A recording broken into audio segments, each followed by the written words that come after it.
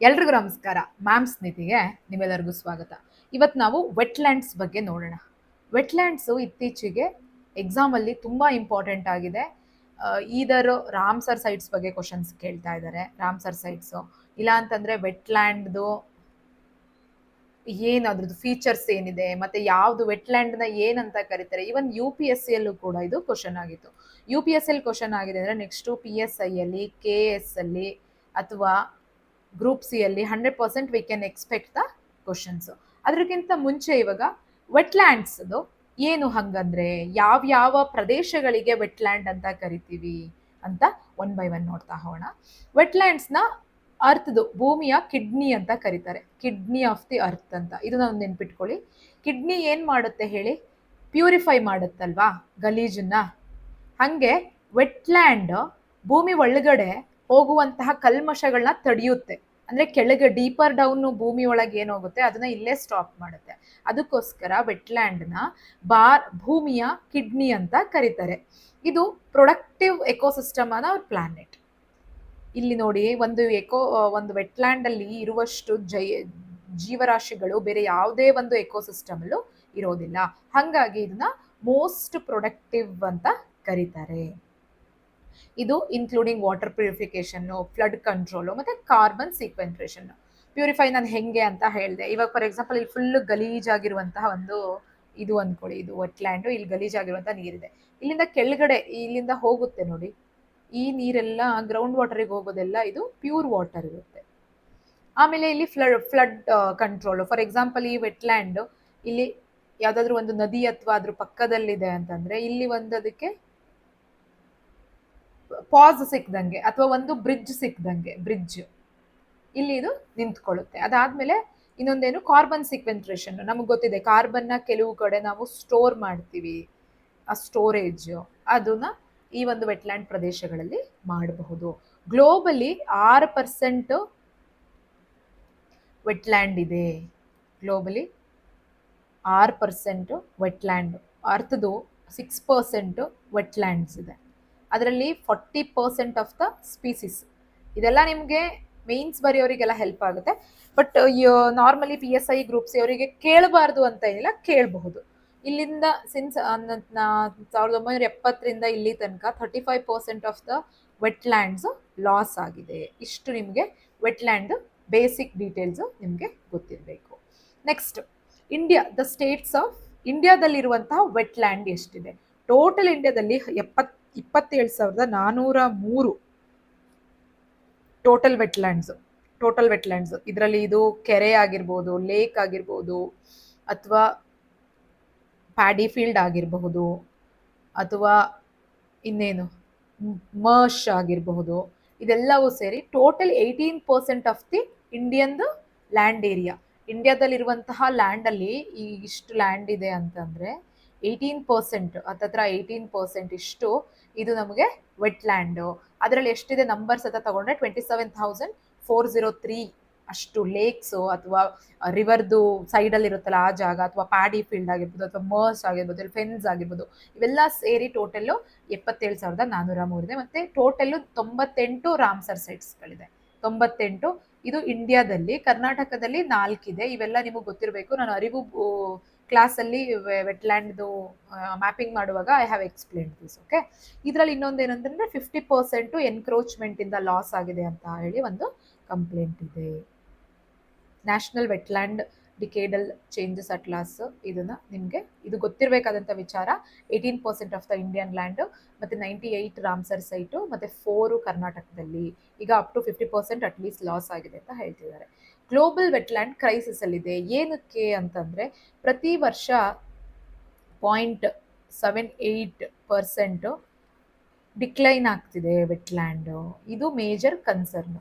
ಇಲ್ಲಿ ತನಕ 1970ಇಂದ ಇಲ್ಲಿ ತನಕ ಹತ್ತತ್ರ 35% ವೆಟ್‌ಲ್ಯಾಂಡು ಹಾಳಾಗಿದೆ. Species at risk. ಎಷ್ಟು ಸ್ಪೀಸೀಸ್ ಇದೆ? 81% of the inland species population declining ಅಂತೆ ನೋಡಿ. 36% of the coastal species are population decline, biodiversity loss. ಇದು ಯಾವ ಇಂಡೆಕ್ಸ್ ಪ್ರಕಾರ? Wetland extent trend.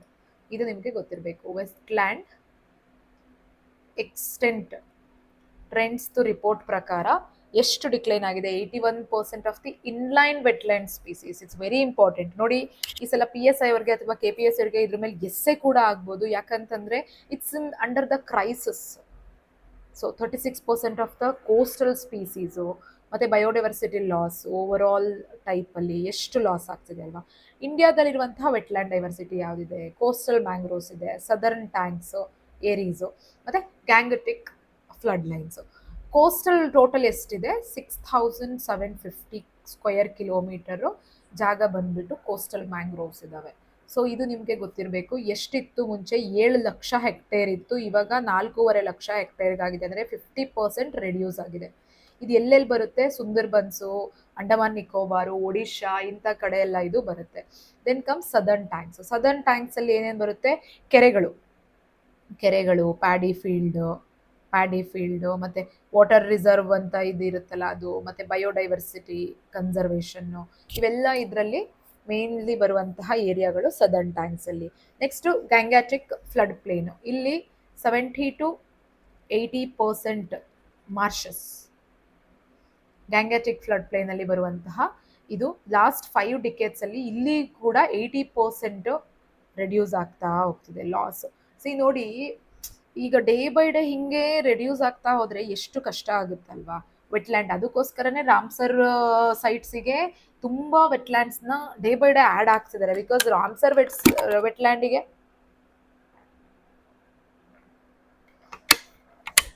ವೆಟ್ಲ್ಯಾಂಡಿಗೆ ಆ್ಯಡ್ ಮಾಡಿದರೆ ಯು ಕ್ಯಾನ್, ನಿಮಗೊಂದು ಏನಂತಾರೆ, ಫಂಡ್ ಸಿಗುತ್ತೆ, ಇಂಟರ್ನ್ಯಾಷನಲ್ ಫಂಡ್ ಸಿಗುತ್ತೆ. So you will take care of that particular wetland. So but ಎಲ್ಲವನ್ನು ಹಾಗೆ ಮಾಡೋಕ್ಕಾಗಲ್ಲ. ಇದು ಕೇವಲ ಗೌರ್ಮೆಂಟ್ದು ರೆಸ್ಪಾನ್ಸಿಬಿಲಿಟೀಸ್ ಅಲ್ಲ, ಇದು ನಮ್ಮ ರೆಸ್ಪಾನ್ಸಿಬಿಲಿಟೀಸು ಕೂಡ, ಅದು ನೆನ್ಪಿಟ್ಕೊಳ್ಳಿ. ದೆನ್ ಅರ್ಬನ್ ಲಾಸಸ್ ಅಲ್ಲಿ ನೋಡಿ, ಚೆನ್ನೈಯಲ್ಲಿ ಹೈಯೆಸ್ಟ್ ಲಾಸ್ ಆಗಿದೆ, ಮುಂಬೈಯಲ್ಲಿ, ನೆಕ್ಸ್ಟ್ ಕ್ಯಾಲ್ಕತ್ತಾ, ಬ್ಯಾಂಗ್ಳೂರ್ ಇನ್ನೂ ಇಲ್ಲ ಬಟ್ ಬರುತ್ತೆ. ಬ್ಯಾಂಗ್ಳೂರು ಬೆಲ್ಲಂದೂರು ಲೇಕ್ ಫೇಮಸ್ ಇದೆ ಆ್ಯಕ್ಚುಲಿ. ಬಟ್ ಇತ್ತೀಚೆಗೆ ಅಲ್ಲಿ ಏನಾಯಿತು ಹೇಳಿ, ಫೋಮ್ಸ್ ಇದು ಏನಂತಾರೆ, ರಸಾಯನಗಳು ಹೆಚ್ಚಾಗ್ಬಿಟ್ಟು ಫಾರ್ಮ್ ಬಂದು ಅಲ್ಲಿ ಪ್ರಾಬ್ಲಮ್ ಏನಾಯ್ತು ಅಂದರೆ ಬೆಂಕಿ ಹತ್ಕೊಂಡಿತ್ತು, fire. So this is very important. Then why wetland matters. ಯಾಕೆ ವೆಟ್ಲ್ಯಾಂಡ್ನ ನಾವು ಇಷ್ಟೊಂದು ಇದು ಸೆಕ್ಯೂರ್ ಮಾಡಬೇಕು ಅಂತಿದ್ದೀವಿ? Ecological power house. Around 40% of the ವರ್ಲ್ಡ್ದು ಸ್ಪೀಸೀಸಿಗೆ ಇದು ಜಾಗ ಕೊಡ್ತಾ ಇದೆ, 40% of the world species. So ಹಾಗಾಗಿ ಎಕಲಾಜಿಕಲಿ ಇದು very important. Then economic value, ಇಲ್ಲಿ ಎಷ್ಟು ಫಿಶರೀಸು ಮತ್ತು ಪ್ಯಾಡಿ, ತುಂಬ ಸಸ್ಟೈನೇಬಲ್ ಲೈವ್ಲಿಹುಡ್ಡು ಇದರಿಂದನೇ ಆಗ್ತಿರೋದು. ಇಂಡಿಯಾದು 18% ಇದೆ ಅಂದ್ರಲ್ಲ, ಈ 18%ಗೆ ಆಲ್ಮೋಸ್ಟ್ ಒಂದು 70% ಆಫ್ ದ ಪಾಪ್ಯುಲೇಷನ್ ಡಿಪೆಂಡೆಂಟ್ ಇರುತ್ತೆ. ಸೊ ಹಾಗಾಗಿ ತುಂಬ ಇಂಪಾರ್ಟೆಂಟು ಎಕನಾಮಿಕ್ ವ್ಯಾಲ್ಯೂಗೆ. ಮತ್ತು national disaster buffer, as we said that mangroves ಫ್ಲಡ್ನ ತಡೆಯುತ್ತೆ. ಅದಾದಮೇಲೆ ನೆಕ್ಸ್ಟು ಇದು ಏನು, ವಾಟ್ ಟು ಸೇ, ಈ ವಾಟರ್ ಪ್ಯೂರಿಫೈ ಮಾಡುತ್ತೆ. ಅದಾದಮೇಲೆ ಮತ್ತೆ ಕಾರ್ಬನ್ ಸ್ಟೋರೇಜ್ ಅಥವಾ ಸೀಕ್ವೆಂಟ್ರೇಷನ್ ಮಾಡುತ್ತೆ. ಸೊ ಹೀಗಾಗಿ ಇದು ಕೂಡ ತುಂಬ ಇಂಪಾರ್ಟೆಂಟ್. ದೆನ್ ಕಲ್ಚರಲ್, ಈಗ Chilka lake, Wular lake, Loktak lake, ಇದೆಲ್ಲವೂ ಕೂಡ ವೆರಿ ಇಂಪಾರ್ಟೆಂಟ್. ದೆನ್ ಇಂಡಿಯಾಸ್ದು ಕನ್ಸರ್ವೇಷನ್ ಪಾಲಿಸೀಸ್ ಯಾವುದಿದೆ ಅಂದರೆ, ಒಂದು ಪಾಲಿಸಿ ಫ್ರೇಮ್ವರ್ಕು, ಅದು ರಾಮ್ಸರ್ ಸೈಟ್ಸು. ಇದಕ್ಕೆ ನಾವು ಕೂಡ ಸೈನ್ ಮಾಡಿದ್ದೀವಿ 1982 ಅಲ್ಲಿ. ಸೊ ಹಾಗಾಗಿ we also comes under this. ಮತ್ತು ವೆಟ್ಲ್ಯಾಂಡ್ ಕನ್ಸರ್ವೇಷನ್ ಮ್ಯಾನೇಜ್ಮೆಂಟ್ ರೂಲ್ಸ್ ಅಂತ 2017 ಇಂಡಿಯಾದವ್ರದ್ದು ನ್ಯಾಷನಲ್ ಆಗಿ ಮಾಡಿದಂತಹ ಒಂದು ಫ್ರೇಮ್ವರ್ಕು, ಅದು ಕೂಡ ಇದೆ. ಅದೇ ಸೇಮ್ ಗೌರ್ಮೆಂಟ್ ಪ್ರೋಗ್ರಾಮಲ್ಲಿ national plan for conservative aquatic ecosystem, ಮತ್ತು Amrut focuses on the urban blue green infrastructure, ಮತ್ತು Namami Ganga for wetland rejuvenation. Then judicial action, NGT ಮತ್ತು ಮೇಘಾಲಯ ಹೈಕೋರ್ಟು, ಇದಕ್ಕೂ ಕೂಡ. ಇವೆಲ್ಲ ಏನು ಎಕ್ಸಾಮಲ್ಲಿ ನಿಮಗೆ ಕೇಳಲ್ಲ, ಬಟ್ ನೆನ್ಪಿಟ್ಕೊಂಡಿರಿ. Global collaboration, Ramsar COP14 wetland conservation with SDG IPCC target, ಇದೆಲ್ಲದರಲ್ಲೂ ಹೆಲ್ಪ್ ಆಗ್ತಿದೆ. ನೋಡ್ಕೊಳ್ಳಿ, 1970 ಇಲ್ಲಿ ತನಕ 35% ಆಫ್ ದ ಏರಿಯಾ ರಿಡ್ಯೂಸ್ ಆಗಿದೆ ಅಂತಂದರೆ ವಿ ಆರ್ ಅಂಡರ್ ಡೇಂಜರಸ್ ಅಂತ ಅರ್ಥ. So we should be very careful. Then critical challenges, urbanisation pressure, population crisis, climate change, ಈಗ ನೋಡಿ ಜನಸಂಖ್ಯೆ ಜಾಸ್ತಿ ಆಗ್ತಿದ್ದಂಗೆ ಏನಾಗುತ್ತೆ ಅಂದ್ರೆ ಲೇಕ್ ವ್ಯೂ ಅಂತ ಹೇಳ್ಬಿಟ್ಟು ಅಪಾರ್ಟ್ಮೆಂಟ್ ಕಟ್ಟಿದೀರಾ ನೋಡಿದೀರಾ ಅನ್ಸುತ್ತೆ. ಮೊನ್ನೆ ಬೆಂಗಳೂರಲ್ಲೇ ಒಂದು ಅಪಾರ್ಟ್ಮೆಂಟ್ ಬಿದ್ದೋಯ್ತು ನೋಡ್ತಾ ನೋಡ್ತಾ ಇದ್ದಂಗೆ 2 years ಬ್ಯಾಕ್. ಅವೆಲ್ಲ ಏನಾಗುತ್ತೆ ಅಂತಂದ್ರೆ ಕೆಳಗಡೆ ಒಂದು ಲೇಕ್ ಇರುತ್ತೆ, ಅದ್ರ ಮೇಲೆ ಏನೇನೋ ಮಾಡಿ ಕಟ್ಟಿರ್ತಾರೆ, ಬಟ್ ಆ ನೀರಿನ ಪಸೆ ಎಷ್ಟೋ ಆಳ ಹೋಗಿರುತ್ತೆ ನಮಗೆ ಗೊತ್ತಿರೋದಿಲ್ಲ. So it's very difficult. ಮತ್ತೆ ಯೂಟ್ರೋಫಿಕೇಶನ್ ಅಂತ ಹೇಳ್ತೀವಿ. ಯೂಟ್ರೋಫಿಕೇಶನ್ ಅಂತಂದ್ರೆ ಅಲ್ಲಿ ಏನು ಪೊಲ್ಯೂಷನ್ ಜಾಸ್ತಿ ಆಗಿ ಇಂಡಸ್ಟ್ರಿಯಲ್ ರನ್ ಆಫ್ ಆಗಿರ್ಬೋದು, agriculture run of, solid waste, ಇದರಿಂದ ಏನಾಗುತ್ತೆ ಅಂತಂದ್ರೆ ನ್ಯೂಟ್ರಿಯೆಂಟ್ ಜಾಸ್ತಿ ಆಗಿಬಿಟ್ಟು ಯೂಟ್ರಿಫಿಕೇಶನ್ ಆಗುವಂಥ ಸಾಧ್ಯತೆ ಇರುತ್ತೆ. ಅದು ಕೂಡ ಪೊಲ್ಯೂಷನ್ ಕ್ರೈಸಿಸ್. ಮತ್ತೆ climate change, rising the temperature every day ಏನಾಗ್ತಿದೆ ಅಂತಂದ್ರೆ ರೈನ್ ಫೆಡ್ ಏರಿಯಾಸ್ದೆಲ್ಲನೂ, ಪಾಡಿ ಫೀಲ್ಡ್ ಎಸ್ಪೆಷಲಿ, ಅದು ಕೂಡ ಕ್ರ್ಯಾಕ್ಸ್ ಬರೋದು ಅವೆಲ್ಲ ಆಗ್ತಾ ಇದೆ. So this is all the major challenges we are facing. Then comes land legal reform ಮಾಡಬೇಕು. ಏನೇನು ಪಾತ್ ತಗೊಬೋದು ಅಂತ ಕೇಳಿದ್ರೆ ಲೀಗಲ್ ರಿಫಾರ್ಮ್, ಸಾರಿ,